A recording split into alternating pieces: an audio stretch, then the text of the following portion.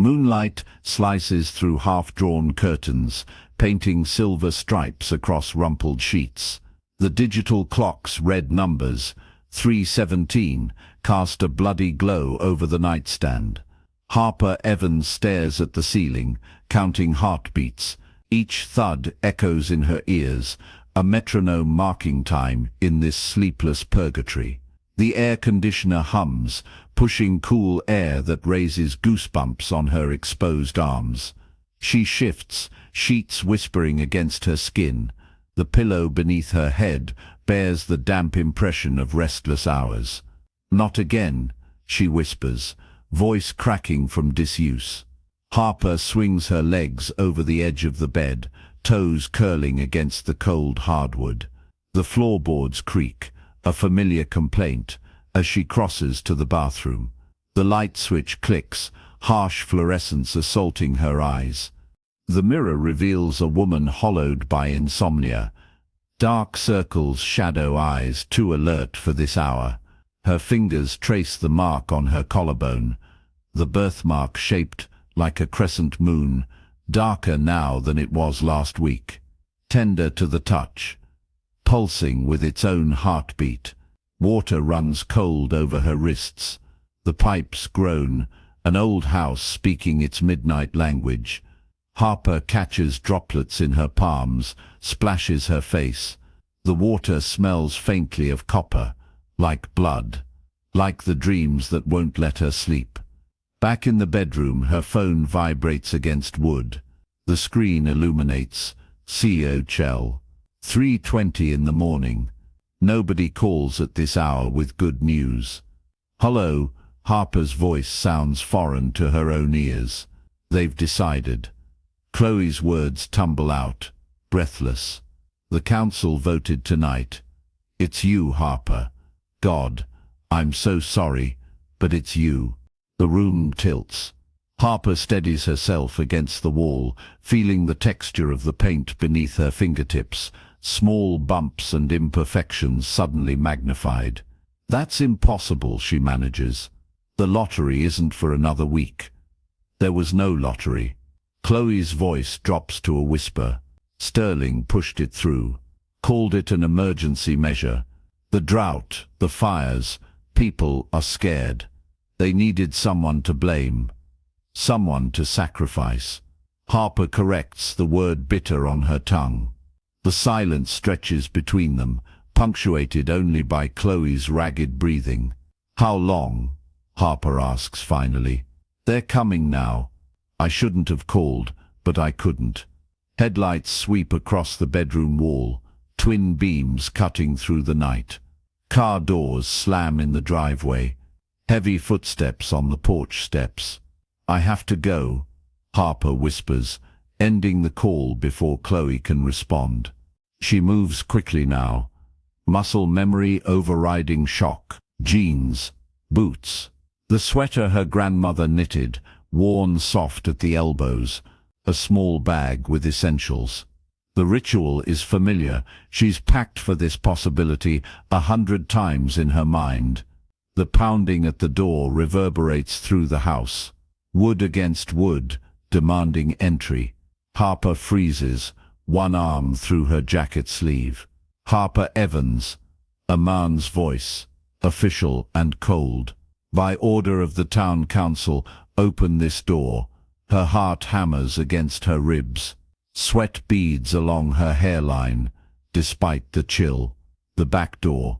If she can just reach the woods behind the property, the front door splinters. Boot heels on hardwood, multiple sets. Harper lunges for the window, fingers fumbling with the latch. It gives way with a rusty screech. Cold night air rushes in, carrying the scent of pine and smoke. One leg over the sill. Rough hands seize her shoulders, yanking her backward. Her head cracks against the floor. Stars explode behind her eyelids. "Paria," someone spits. The ancient word for outcast, for sacrifice. Through blurred vision, she sees Mayor Sterling's polished shoes step into view.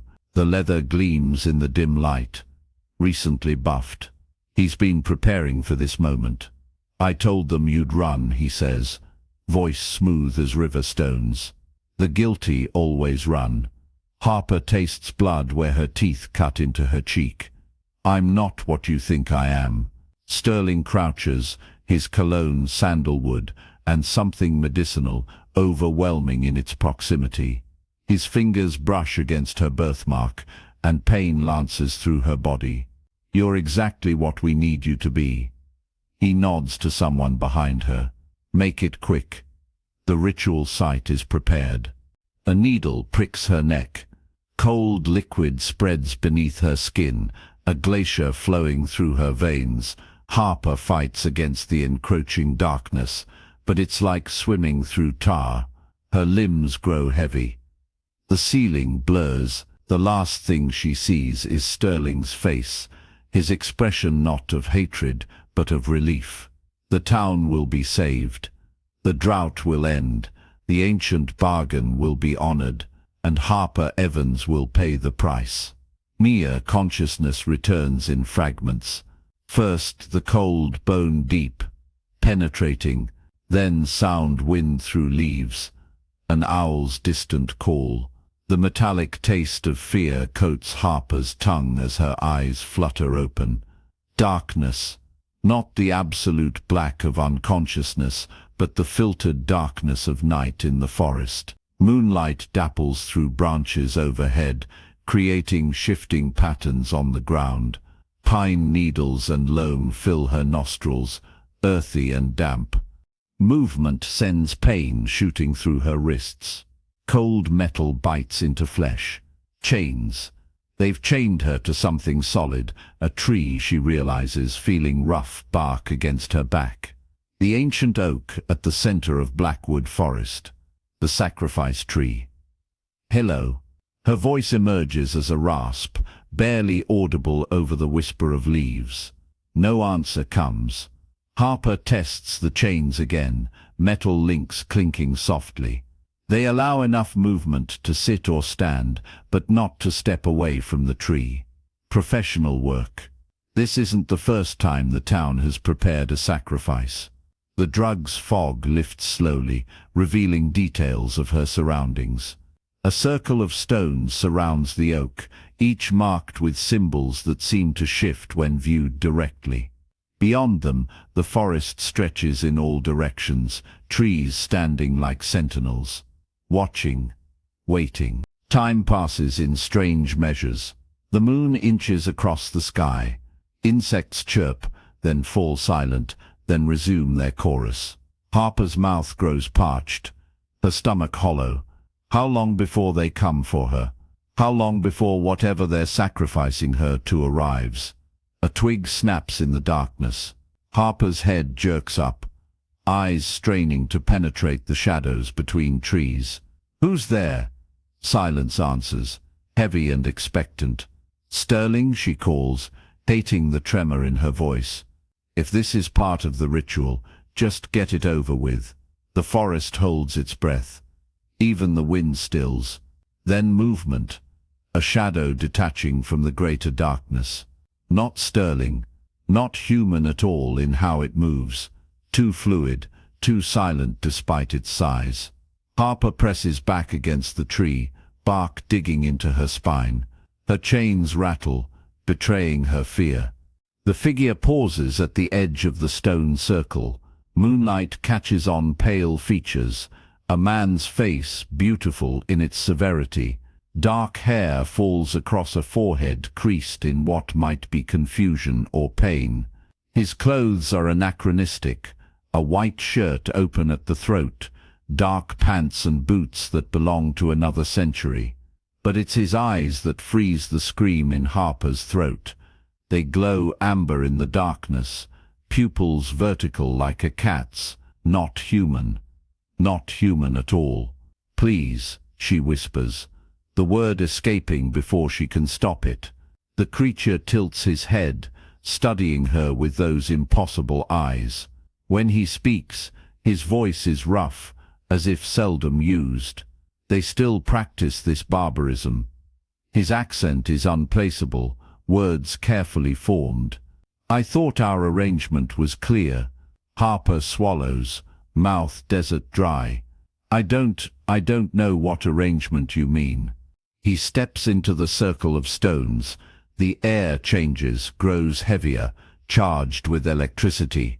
Harper's skin prickles, the fine hairs on her arms standing on end. Her birthmark throbs in time with her racing heart. They did not tell you. It's not a question. His gaze sweeps over her chains, his expression darkening. Of course they didn't. Easier to sacrifice the innocent when they don't understand why they're dying. He moves closer, each step deliberate. Harper shrinks back, but there's nowhere to go. The chains hold her fast. I'm not going to harm you, he says, stopping just beyond arm's reach. That's not our agreement.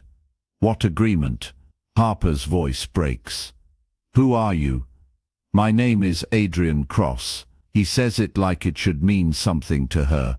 And you are the pariah, the chosen sacrifice. I know what I am, Harper spits, anger momentarily eclipsing fear. What I don't know is what you are. A smile touches his lips, revealing the edge of teeth too sharp to be human. I think you do. Your body knows even if your mind refuses to accept it. As if in response, her birthmark pulses painfully. Adrian's nostrils flare, his eyes dilating. You're bleeding, he says softly. Harper glances down.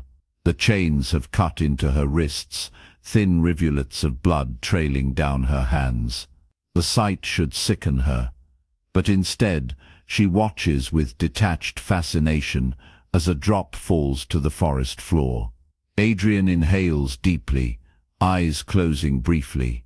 When they open again, they've changed, the amber now consumed by black, only a thin ring of gold remaining. Your scent, he murmurs, taking another step closer. The air between them thickens, time slowing to a crawl. Harper's heart thunders in her chest, each beat echoing in her ears. She should be terrified. She is terrified, but something else winds through her fear. Recognition. Familiarity. As if her body remembers something her mind has forgotten. Adrian reaches out, fingers hovering just above her birthmark. Heat radiates from his hand, though his skin looks cold as marble in the moonlight. May I, he asks, voice strained. Harper finds herself nodding, unable to refuse. His fingertips brush her collarbone, and the world falls away. Images flood her mind, a woman in a white dress running through this same forest, blood on snow. Adrian's face younger somehow, human, reaching for her as flames rise around them both. A promise whispered with dying breath. Adrian jerks his hand back as if burned, his eyes wide, disbelieving. Eliza, he whispers. The name strikes a chord deep within Harper, resonating through her bones. She's never heard it before, yet it feels like her own. Adrian steps back, his composure fracturing. It cannot be. After all this time, a horn blares in the distance, a car approaching along the forest road. Adrian's head snaps up, listening.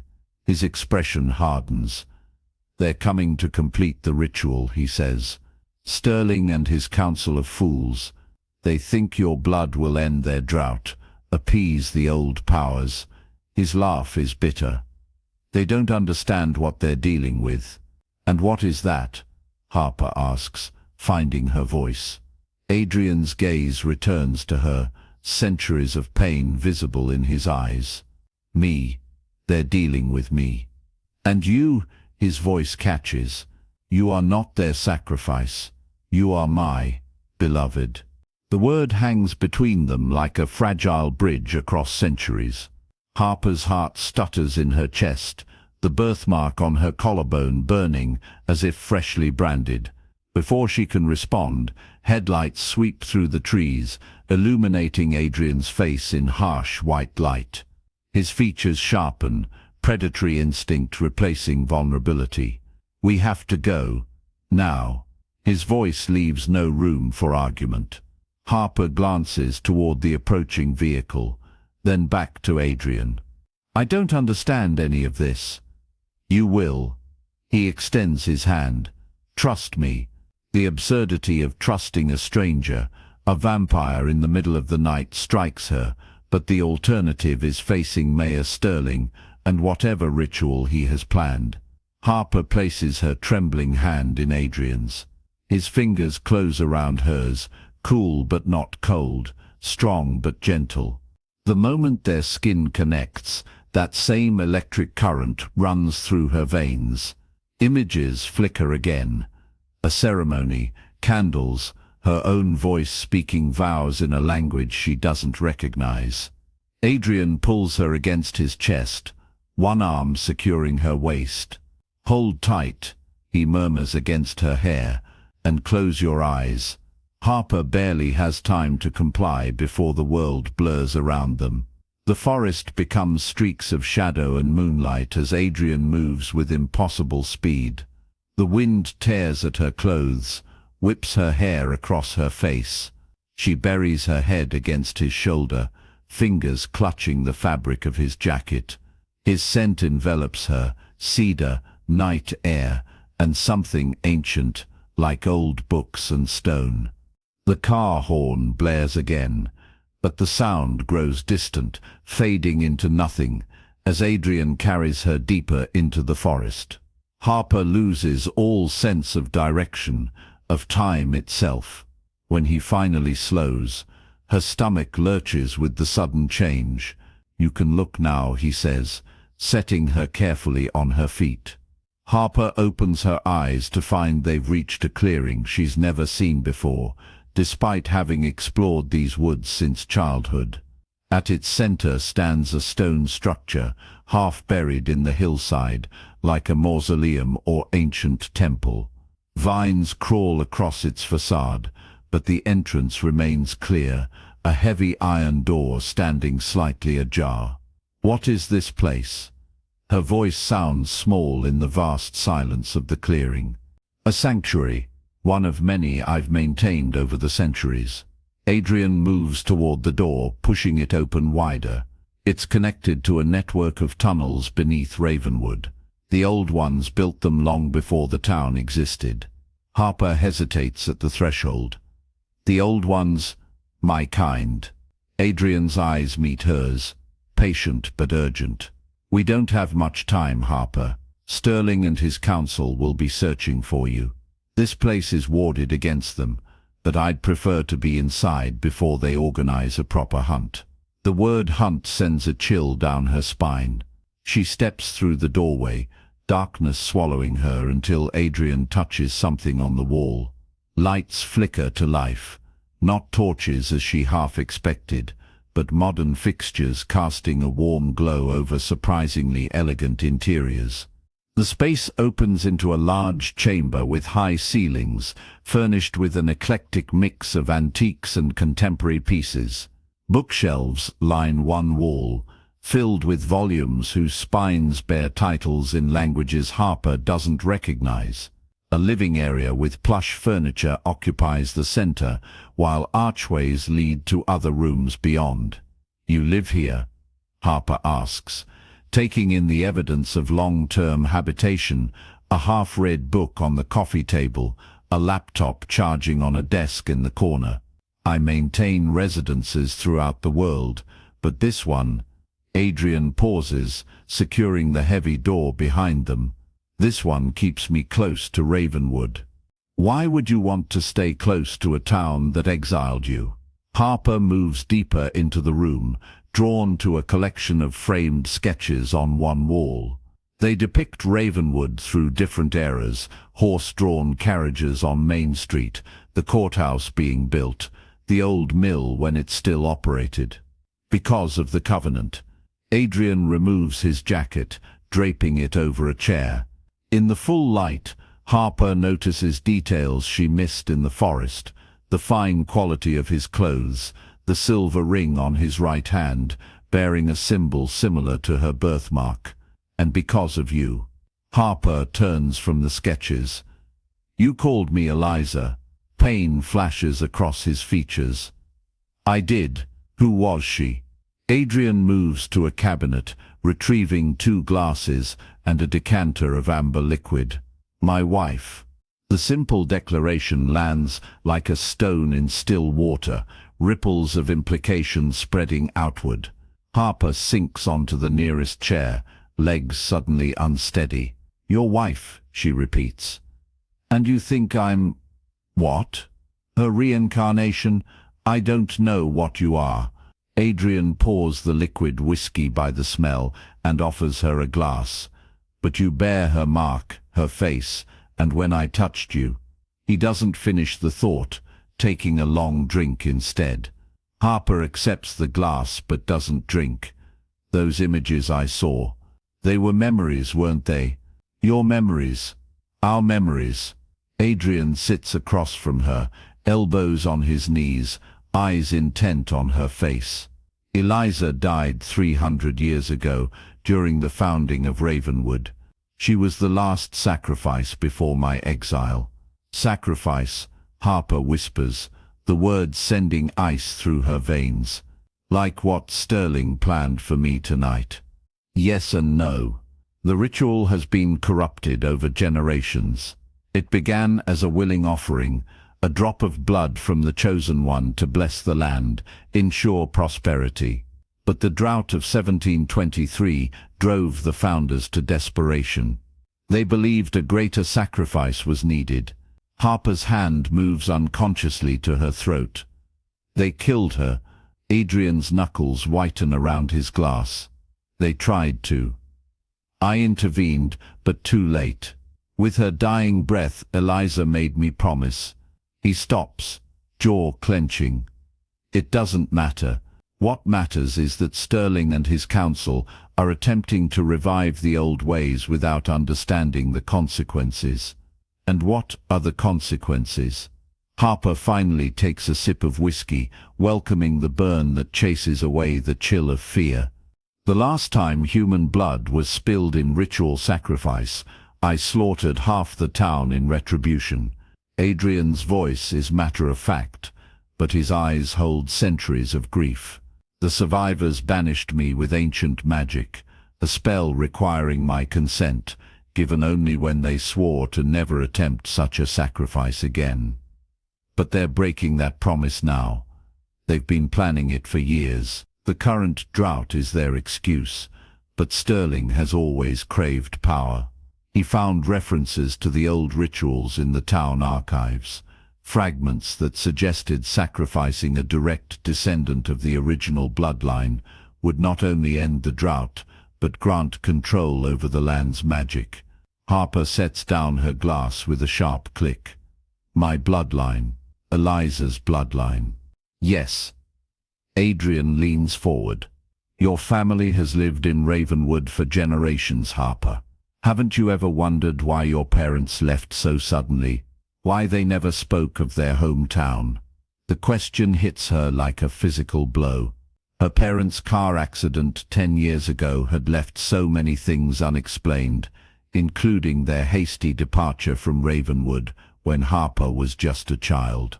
Returning after their deaths to live with her grandmother had felt like stepping into a story already in progress, one where everyone knew more than they were telling. My grandmother, Harper says suddenly. Does she know about all this? Margaret Evans has protected you as best she could. She's the one who contacted me when Sterling began making arrangements for tonight's ceremony. Adrian's expression softens. She never believed in the old superstitions, but she knows enough to recognize danger. Is she safe? Panic rises in Harper's throat. If they can't find me, Marcus is watching over her. No harm will come to her. Adrian sets aside his glass and moves to kneel before Harper, taking her hands in his. I promise to protect your bloodline, Harper. I've failed before, but I won't fail again. His touch sends another cascade of images through her mind. A cottage with herbs hanging from the rafters, Eliza's hands working a mortar and pestle, her laughter as Adrian lifts her into his arms. The memories feel like her own, yet viewed through glass, familiar and foreign at once. "What's happening to me?" Harper whispers, unable to pull away despite the disorientation. The connection between us is awakening. Adrian's thumbs trace circles on her palms. Eliza was more than my wife. She was my chosen, my equal. Our bond transcended death itself. And now you think that bond is, what? Transferring to me. Harper pulls her hands free, standing abruptly. "I'm not her, Adrian. I can't be your reincarnated wife. I don't expect you to be." He rises, giving her space. "But the mark you bear, the memories you access through my touch, these are not coincidences. Something of Eliza lives in you, whether you accept it or not." Harper paces the room, mind racing. This is insane. Vampires, ancient rituals, reincarnation, these aren't real things. They can't be. Yet here we are. Adrian watches her movement, patient as only an immortal can be. "Your disbelief doesn't change what Sterling plans, nor what I am, nor what you are becoming." She stops, turning to face him. "What am I becoming?" Before Adrian can answer, a phone chimes. He retrieves it from his pocket, expression darkening as he reads the message. It's Marcus. "Sterling has organized search parties. They're combing the forest with dogs." He looks up, meeting Harper's eyes. "And they've taken your grandmother into protective custody." Fear claws at Harper's chest. "We have to help her, we will." Adrian's voice carries absolute certainty. "But first we need to ensure your safety. If Sterling gets his hands on you, the ritual will proceed, and I'll be powerless to stop it while the banishment remains in effect." "What banishment?" "You're here, aren't you?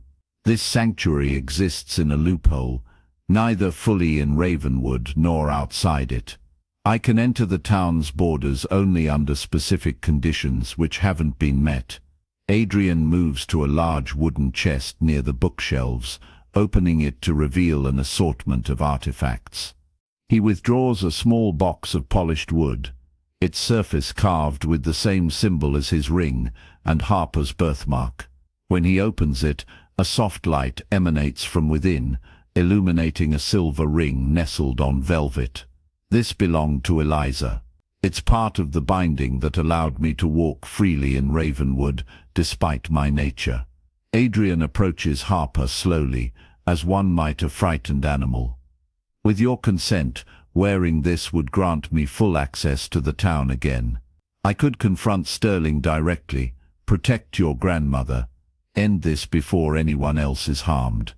Harper stares at the ring, its design both beautiful and somehow predatory, twin serpents intertwined around a moonstone that seems to glow from within. "What's the catch?" she asks, voice barely audible. Adrian's expression remains carefully neutral. "The ring forms a bond. It would link us, much as Eliza and I were linked. You would gain certain protections, abilities even. But you would also be tied to me." "Tied how?" "You would feel my presence, my emotions to some degree. I would feel yours. Distance would become painful after a time." He hesitates. "And your life would extend beyond normal human limits." Harper's breath catches. "You're talking about making me like you." "Not exactly. The transformation to my kind requires more than a ring. This would be a first step only, one that could be reversed if you chose to remove the ring permanently." Adrian closes the box. "I won't force this on you, Harper. Unlike Sterling, I respect your right to choose." The comparison to Sterling stings, reminding Harper of the betrayal by people she's known all her life. The mayor who attended her high school graduation, Chloe, who'd invited her to the festival tonight, knowing what awaited her. "If I refuse," she asks. Then I'll find another way to save your grandmother and stop Sterling. It will be more difficult, more dangerous, but I'll try. Adrian sets the box on the table between them. The choice is yours. Harper stares at the innocent-looking box, feeling the weight of centuries pressing down on her. Part of her wants to run, to dismiss this entire night as a nightmare. But the memories that surfaced at Adrian's touch felt too real, too intimate to deny. Will it hurt? She asks finally. The bonding? No. Adrian's eyes soften, but what follows might. Truth often does. Harper takes a deep breath, reaching for the box with trembling fingers. She opens it, the ring seeming to pulse in time with her heartbeat. What do I need to do? Take the ring. If you accept it willingly, place it on your finger. The rest will happen naturally. Adrian stands perfectly still, though tension radiates from him like heat from a flame. Harper lifts the ring, surprised by its warmth against her skin. It's lighter than it looks, almost seeming to hover between her fingers. The moonstone catches the light, reflecting patterns across her palm that resemble the birthmark on her collarbone. Decision crystallizing, Harper slides the ring onto the third finger of her left hand. The effect is immediate and overwhelming. The moonstone flares with blinding light as heat sears through Harper's veins. She gasps, knees buckling. Adrian catches her before she falls, lowering her gently to the floor as the room spins around them. Images flood her mind again, but clearer now, more coherent. Eliza and Adrian walking through a meadow filled with wildflowers. Their wedding night, candles flickering as they exchanged private vows. The night of the betrayal, council members dragging Eliza from their home while Adrian fought against magical restraints. Harper feels Eliza's terror as they bound her to the stone altar, feels the knife pierce her heart, tastes blood in her mouth as she whispers her final promise to Adrian. Find me again. In another life, find me. The visions recede slowly, leaving Harper breathless in Adrian's arms. She becomes aware of tears on her cheeks, of his hand stroking her hair, of his voice murmuring reassurances in a language she somehow understands now. I remember, she whispers, voice cracking. Not everything, but enough. They betrayed us both. Adrian's arms tighten around her. Yes. Harper sits up slowly, the room steadying as she adjusts to the new awareness humming beneath her skin. She can feel Adrian's presence like a physical tether, sense the relief and hope radiating from him. The banishment, she says, understanding dawning. It's broken now, isn't it? Yes. Adrian helps her to her feet, his touch lingering. The council's magic required my consent and my absence.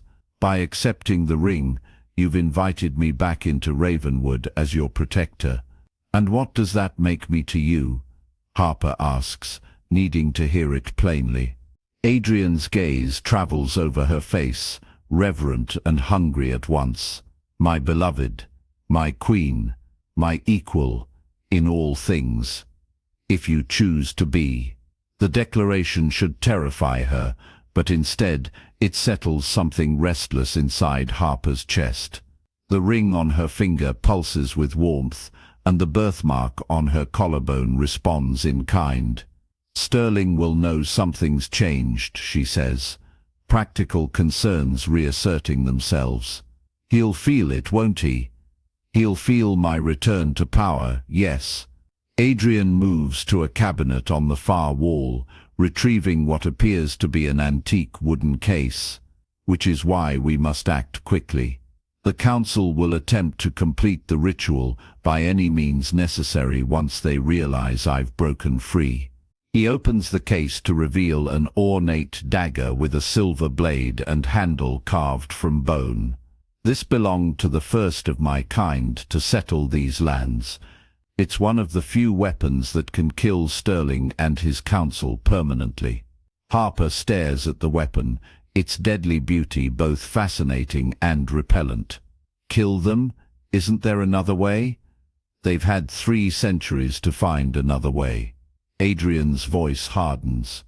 Instead, they've chosen to sacrifice you for their own power. They kidnapped your grandmother. How many more must suffer before justice is served? The mention of her grandmother refocuses Harper's resolve. You're right. We need to save her first. Then we can decide what happens to Sterling. Adrian nods, closing the case and tucking it inside his jacket.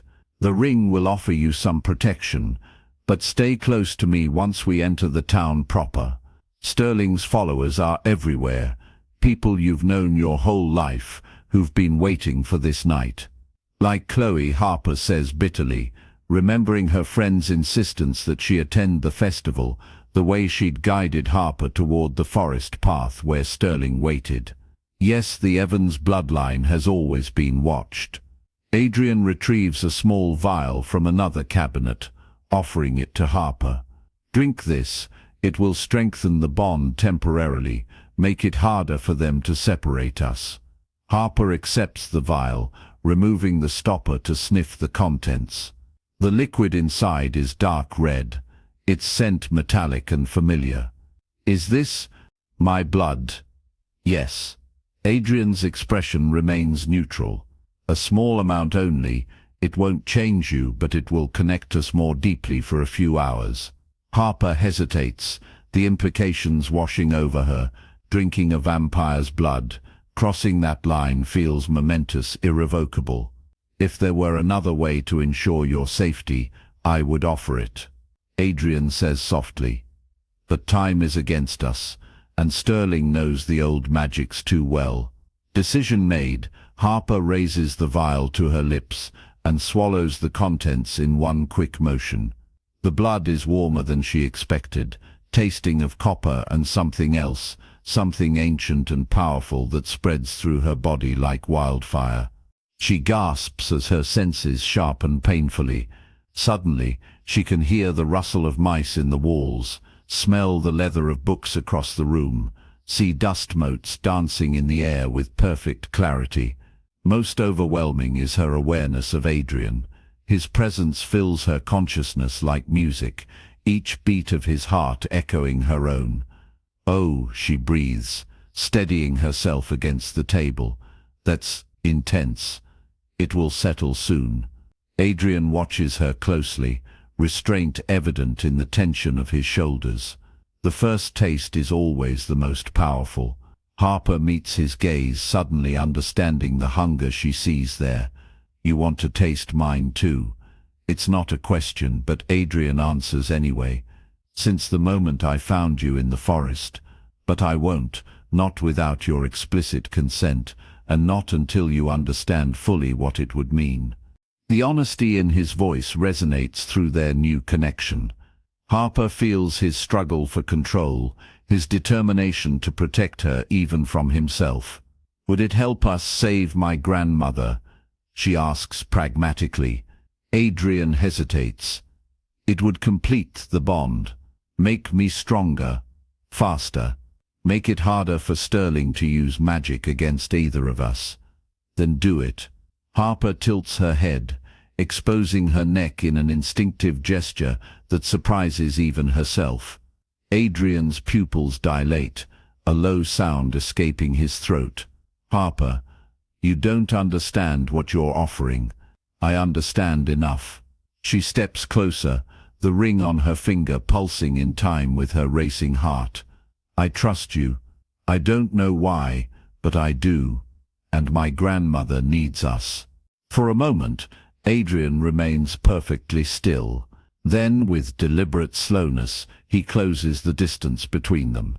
One hand cups the back of her neck, the other settles at her waist. His touch is cool but not cold, firm but gentle.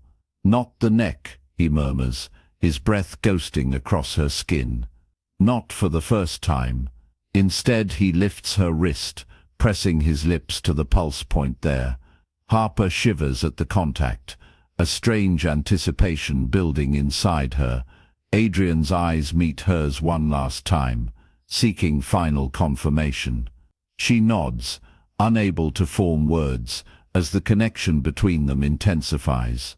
His fangs pierce her skin with surprising gentleness, a sharp sting followed immediately by a wave of pleasure, so intense it makes her knees buckle. Adrian's arm tightens around her waist, supporting her as he draws deeply from the wound.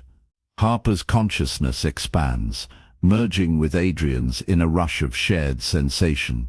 She feels his hunger, his restraint, his wonder at their connection. Memories flow between them, not just Eliza's now, but Adrian's long existence, centuries of solitude and waiting. When he finally withdraws, Harper feels lightheaded but strangely energized. Adrian's tongue passes over the wound, and she watches in fascination as it closes, leaving only twin pinpricks that quickly fade to pink marks. That was... She searches for words and finds none adequate. I know. Adrian's voice is rough, his eyes still dilated, a drop of her blood staining his lower lip. Without thinking, Harper reaches up to wipe it away with her thumb. The gesture feels achingly familiar, as if she's done it 1,000 times before. Adrian captures her hand, pressing a kiss to her palm. The bond is complete now. Can you feel it? She can. It thrums between them like a living thing, connecting them in ways Harper can't fully comprehend but instinctively understands. She feels stronger, more aware, as if some dormant part of herself has finally awakened. What happens now? She asks. Now we save your grandmother. Adrian moves to a hidden panel in the wall, revealing a collection of weapons, knives, a crossbow, several stakes. And then we end Sterling's reign over Ravenwood, once and for all. Harper watches as he selects several items, tucking them efficiently into his clothing.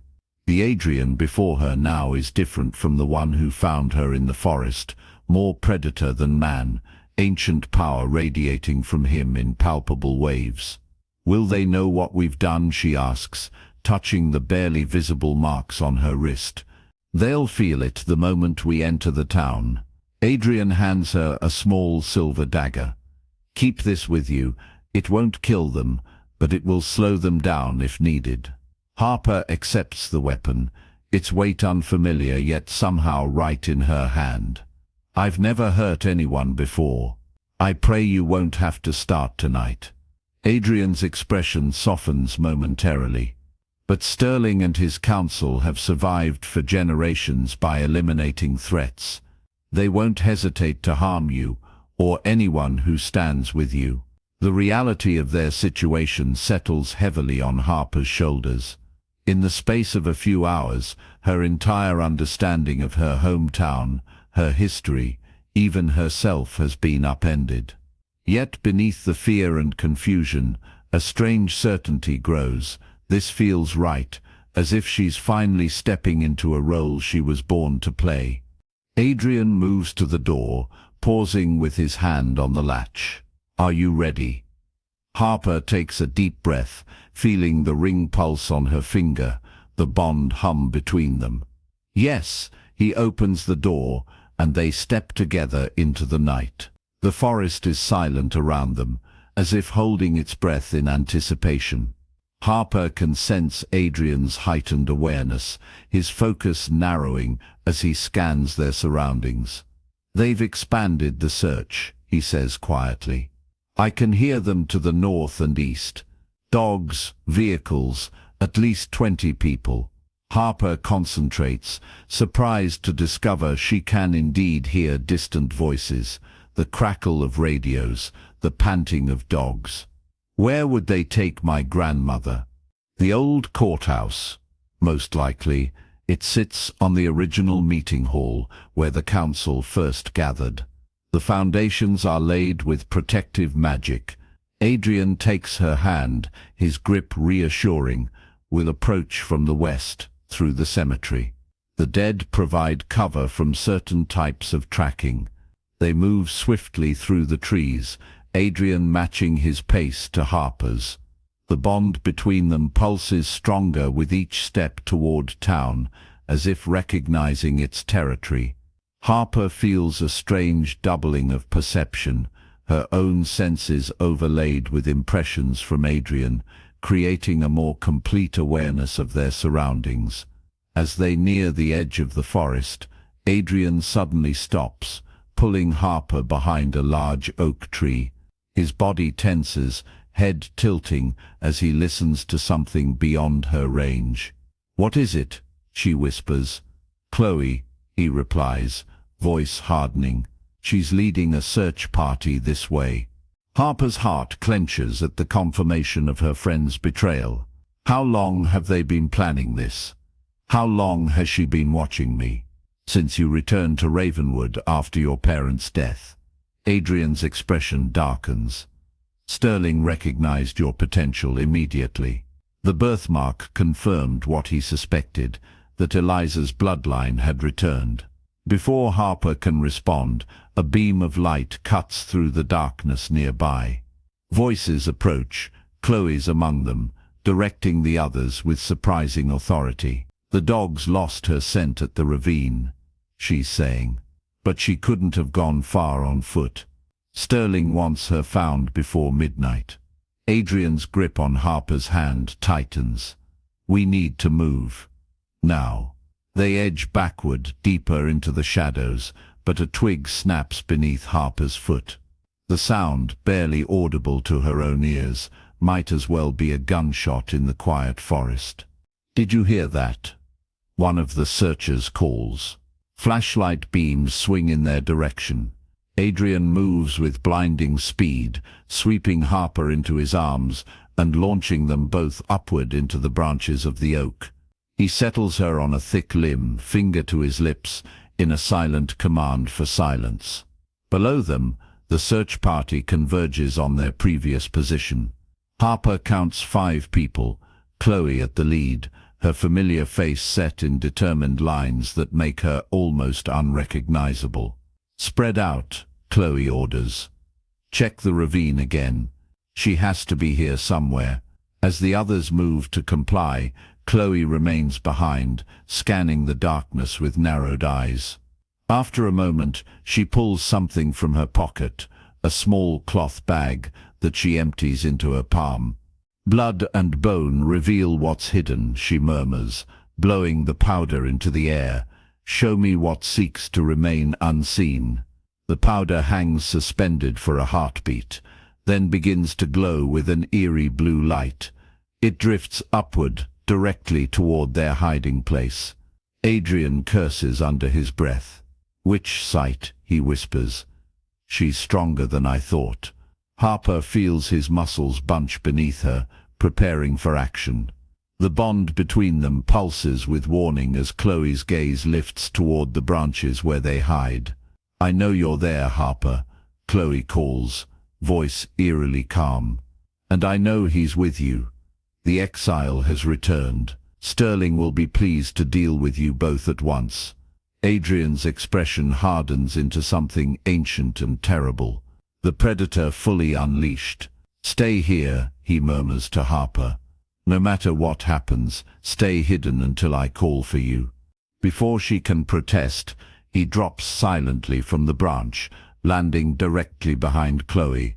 The witch spins, but too late. Adrian's hand closes around her throat, lifting her off the ground with terrifying ease. "Hello, little witch," he says, voice carrying clearly to Harper's heightened senses. "You've been meddling in affairs beyond your understanding." Chloe claws at his hand, eyes widening in fear and recognition. "The bond," she gasps. "You've completed it. Sterling said you wouldn't dare. Sterling has underestimated me for the last time." Adrian's grip tightens. "Where is Margaret Evans?" "I won't tell you anything," Chloe spits, defiant despite her fear. "The sacrifice must be completed. The Drought has nothing to do with Harper or her bloodline." Adrian's voice drops lower, more dangerous. "Sterling seeks power, not reign. Tell me where Margaret is, or I'll show you exactly why your ancestors feared the night. Harper watches from above, conflicted emotions warring within her. Part of her recoils from Adrian's violence, but another part, the part connected to him through blood and bond, understands the necessity of it. Chloe's betrayal runs deep, her loyalty to Sterling apparently absolute. Just as Adrian's patience visibly thins, a sharp sound cuts through the night, a high, keening whistle that makes Harper's newly sensitive ears ring painfully. Adrian winces, his grip on Chloe loosening just enough for her to break free. "He's here," she shouts, backing away. The Exile. And he's bonded with Harper. The forest erupts with activity, flashlights swinging toward them, voices calling out in alarm. From somewhere nearby, Harper hears the distinctive sound of a shotgun being cocked. Adrian looks up, meeting her eyes through the branches. "Run," he mouths silently, then turns to face the approaching threat. Harper hesitates, torn between obeying and helping.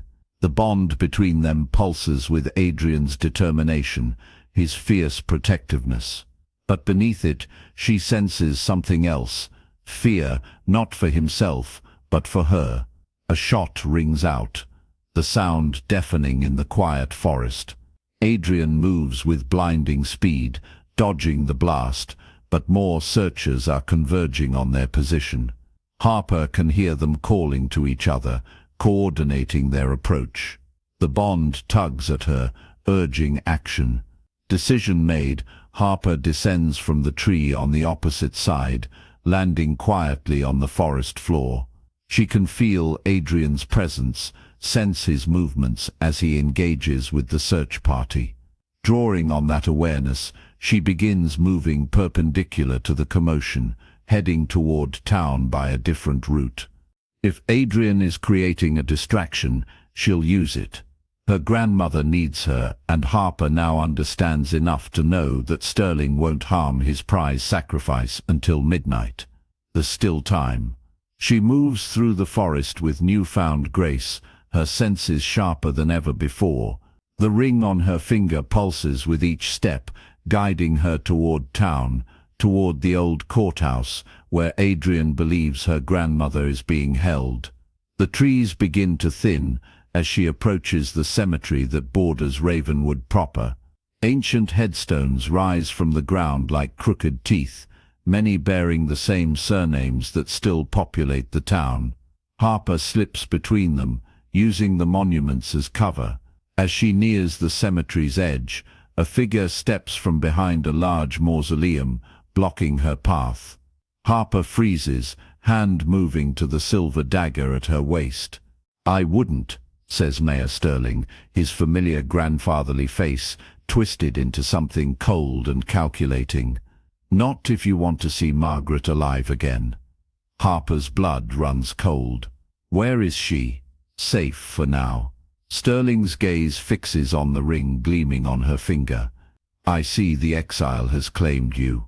How disappointing. I had hoped you would come to us willingly, as befits your bloodline's duty." "My duty?" Harper's anger flares, the bond with Adrian feeding her courage. "You were going to sacrifice me. A necessary honor. Your blood would have sealed our covenant with the land for another century." Sterling sighs, as if explaining something simple to a child. "Now you've complicated matters greatly." Behind him, more figures emerge from the shadows, members of the town council that Harper has known all her life. Mr. Peterson, who runs the hardware store, Dr. Winters, who treated her for chickenpox when she was 10, Mrs. Grayson, who taught high school history, all wearing the same cold expression as Sterling. "The Exile has poisoned your mind," Sterling continues, "but it's not too late. Renounce the bond, return the ring, and your grandmother goes free. Resist, and she'll take your place on the altar." Horror washes through Harper. "You can't. The bloodline is carried by both of you, though Margaret's power is weaker, diluted by age." Sterling extends his hand. Choose, Harper, your newfound lover or your grandmother's life. The ultimatum hangs in the air between them. Harper feels the bond with Adrian pulse strongly, his presence drawing nearer. He's fighting his way toward her, she realizes. But will he arrive in time? A distant howl breaks the silence, inhuman and ancient, raising goosebumps along Harper's arms. Sterling's head snaps up, fear flashing across his features for the first time. He's coming, Harper says, a strange calm settling over her. And he's very, very angry. The ground beneath their feet begins to tremble. The ground's trembling intensified, dust sifting from the ceiling of the old church basement. Sterling's followers exchanged nervous glances as the wooden beams groaned above them. "He can't enter consecrated ground," Sterling announced, but his voice lacked conviction. "The Exile cannot." The ceiling exploded inward in a shower of splinters and ancient timber. Moonlight poured through the gaping hole, illuminating the dust-filled air. And through that hole descended Adrian Cross, his descent unnaturally slow, coat billowing around him like dark wings. His eyes blazed crimson, fangs fully extended, no longer hiding what he truly was. "I believe you're holding something that belongs to me," Adrian said, his voice resonating with power that made the remaining structure vibrate. Behind him, shadows moved. More vampires, Harper realized, dropping silently into the basement. Sterling backed away, pulling Harper's grandmother in front of him like a shield. "The laws of our covenant were broken by you long ago," Adrian finished, landing with impossible lightness on the stone floor. "When you began sacrificing those under my protection without proper tribute." Harper felt the bond between them pulse with fury, not just Adrian's but her own. The fear that had paralyzed her moments before crystallized into something harder, sharper. Her grandmother caught her eye, and Harper saw not fear but fierce pride in the older woman's gaze. "I choose both," Harper said, stepping forward. The signet ring on her finger began to glow with an inner light. "My grandmother and the man I love." Sterling's face contorted. "The ritual is incomplete. You have no power here, Paria. That's where you're wrong." Harper raised her hand, the ring casting long shadows across the basement walls. "The ritual was completed the moment Adrian claimed me, and I claimed him in return." Adrian moved with preternatural speed, appearing beside Sterling before anyone could blink. His hand closed around the mayor's throat, lifting him off the ground. Margaret Evans stumbled forward, caught by Harper, who pulled her grandmother protectively behind her. "Your council has ruled through fear and blood for generations," Adrian said, his voice deathly calm as Sterling choked and clawed at the immovable hand. "That ends tonight." The council members scattered, trying to flee, but Adrian's vampires blocked every exit. Marcus appeared at Adrian's side, his usually impassive face alive with anticipation. "What shall we do with them, my king?" Marcus asked. Adrian's eyes never left Sterling's purpling face. "Justice comes in many forms, some more permanent than others." He released the mayor, who collapsed gasping to the floor. "But first we have unfinished business." Harper stepped forward, the ring's glow intensifying as she approached. The basement had fallen completely silent, even Sterling's desperate gasps quieting as he watched her advance. "For generations my family has been bound to this town," Harper said, her voice stronger than she'd ever heard it. "Our blood spilled to maintain your power. Tonight, that covenant is broken and reforged." She turned to Adrian, who extended his hand. When she placed her palm in his, the connection between them flared visibly, a cord of crimson light binding them together. "As the last of the Evans line, I claim my birthright," Harper continued. "Not as sacrifice, but as sovereign." Adrian's smile was terrible and beautiful. "And as king of the Night Court, I acknowledge this claim and offer alliance." He turned to the cowering council. "Your new ruler stands before you. Kneel or face extinction." One by one, they dropped to their knees. First Dr. Winters, then Mrs. Grayson, followed by the others. Only Sterling remained defiant, hatred burning in his eyes. "You'll destroy everything," he spat. "The balance we've maintained was built on innocent blood." Margaret Evans interrupted, her frail voice cutting through his protests. She stepped forward, standing tall despite her ordeal. "My granddaughter ends that legacy tonight." Harper felt power coursing through her, ancient and new simultaneously. The ring no longer felt foreign on her finger, but like an extension of herself. She understood now what Adrian had meant about her bloodline, not just vessels for sacrifice, but vessels for power. "Tomorrow at dusk," Harper announced, "we will appear before the town. The truth will be revealed. The old covenant is dissolved." Adrian's hand tightened around hers. "And those who cannot accept the new order will answer to me." Marcus and the other vampires moved among the kneeling council members, binding their hands. Only Sterling remained free, though surrounded. "What about him?" Harper asked, looking at the mayor who had orchestrated so much suffering. Adrian's eyes glittered. "Justice demands a price. But the nature of that price is yours to decide, my queen." The title sent a shiver through Harper. Queen, not sacrifice, not victim. The power to determine Sterling's fate rested in her hands, hands that had been bound for ritual slaughter mere hours ago. "Take him to the altar where he planned my death," Harper decided. "Let him spend the night contemplating the knife he would have used on me."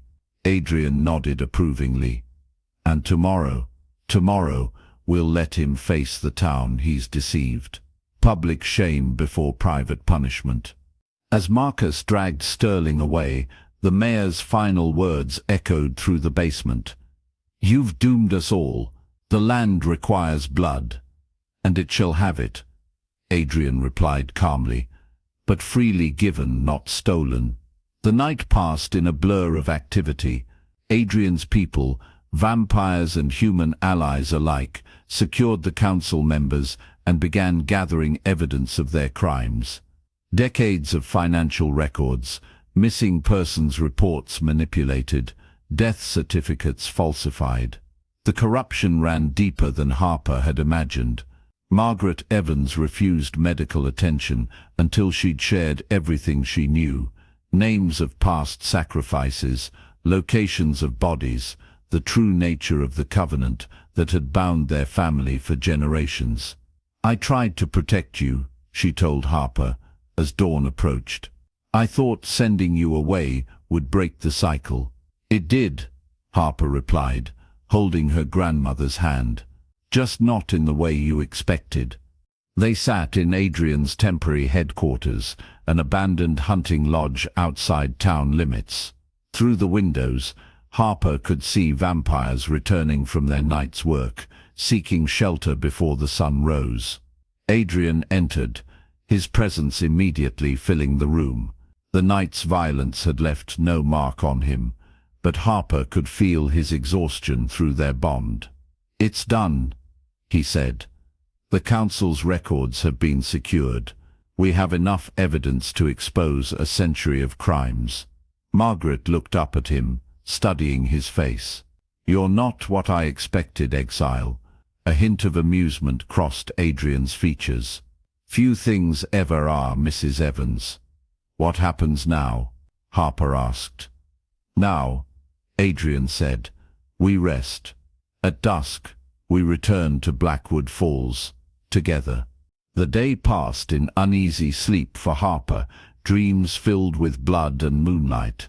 When she woke, the sun was setting, painting the sky in violent shades of orange and red. Adrian stood by the window, watching the fading light. "Are you ready?" he asked without turning. Harper touched the ring on her finger, feeling its power pulse in time with her heartbeat. Yes.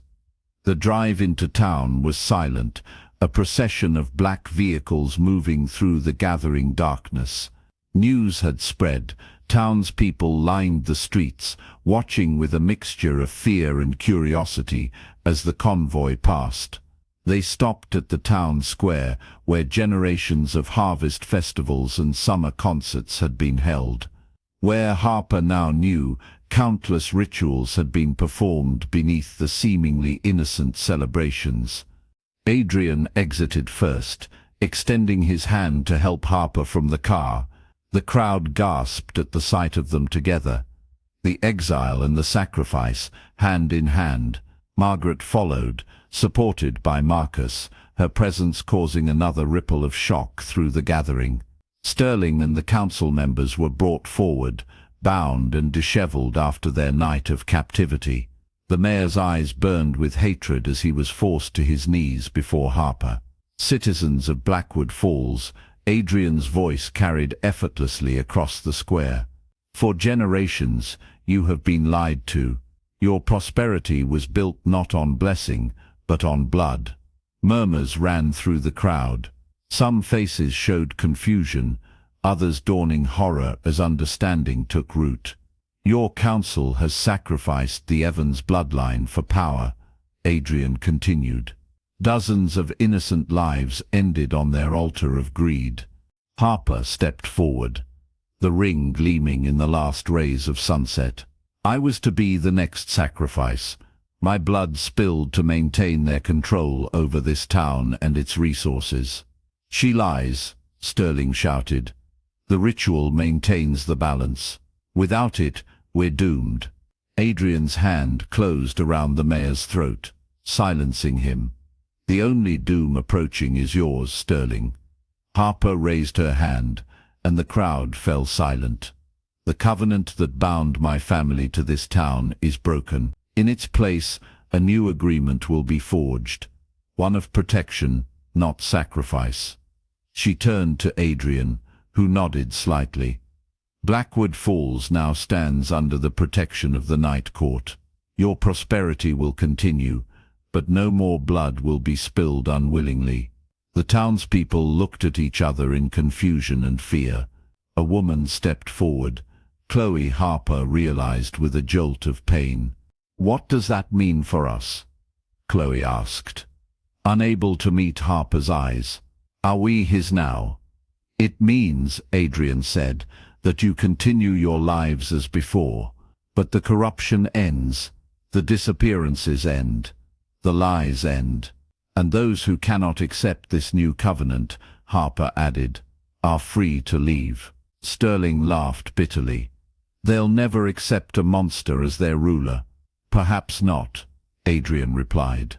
"But they've accepted monsters in human skin for generations." He turned to the crowd. "Your council has murdered children in this very square while you celebrated around them, oblivious to the true cost of your prosperity."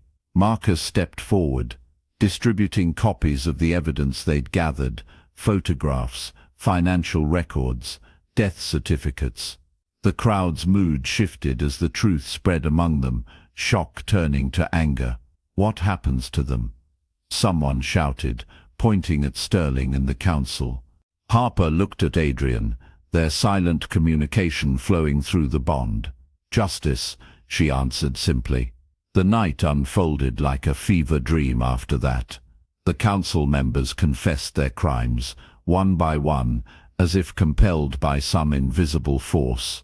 Sterling alone remained defiant, cursing Harper and Adrian even as he was led away. By midnight, the square had emptied, the townspeople returning to homes that suddenly felt different, built on foundations they hadn't known existed. Only Harper, Adrian, and their closest allies remained. "It's done," Marcus said, approaching them. "The transition has begun." Adrian nodded. "And Sterling, awaiting your judgment, my king." Harper felt the weight of the night pressing down on her. What happens to him? Adrian's eyes met hers. That depends on you, my queen. His fate is yours to decide. The responsibility settled on her shoulders, not a burden but a mantle of power. She was still learning to wear. I want him to live, she said finally. Live knowing he failed. Live watching everything he built transform into something he can't control. Adrian's smile was slow and approving. A crueler fate than death. I approve. Later, as the night deepened toward dawn, they stood in Adrian's penthouse above the city, a minimalist space of glass and steel that seemed to float among the clouds. Harper's grandmother had been settled in a secure location, surrounded by Adrian's most trusted guards. What happens now? Harper asked, watching the distant lights of Blackwood Falls below them. Adrian moved behind her, his presence solid and real. Now we complete what we began. He turned her gently to face him, his eyes no longer hiding their inhuman nature. The bond between us is strong, but it can be stronger, permanent. Harper understood what he was asking. The final step, blood freely given, the ultimate commitment. Will it hurt? She asked. Not from fear but curiosity. Yes, he answered honestly. And then it will be the greatest pleasure you've ever known. Harper tilted her head, exposing her neck in ancient submission. I choose this, she whispered. I choose you. Adrian's lips brushed her skin, sending electricity through her body. His fangs grazed her pulse point, pausing there as he whispered against her skin. And I choose you, now and for all the centuries to come. The pain when it came was sharp and sweet, a burning that transformed into something transcendent as he drank. Harper felt herself falling into him, their bond expanding until she couldn't tell where she ended, and he began. Memories flowed between them, his centuries of existence, her brief human life, all merging into something new and eternal. When Adrian finally pulled away, his lips stained with her blood, Harper felt changed at a cellular level. Not vampire, not yet, but no longer entirely human either. The first step on a journey that would span lifetimes. He bit his own wrist, offering it to her. Drink, he commanded softly. Seal our covenant. Harper took his wrist, the metallic taste of his ancient blood filling her mouth. Power surged through her, the ring on her finger blazing with renewed light as the circle completed. Outside, the first hint of dawn touched the horizon. Adrian drew her away from the windows, into the shadows where they would remain until dusk. Sleep now, he murmured, cradling her against him. When you wake, your new life begins. As consciousness faded, Harper felt the steady rhythm of Adrian's heart against her cheek, a sound she would hear for centuries to come. The scent of his skin mingled with the copper tang of blood on her lips, creating a sensory memory that would mark this moment of transformation forever. In the silence of Adrian's sanctuary, as sleep claimed her, Harper Evans, no longer sacrifice but sovereign, smiled. The darkness had not consumed her. She had claimed it as her own.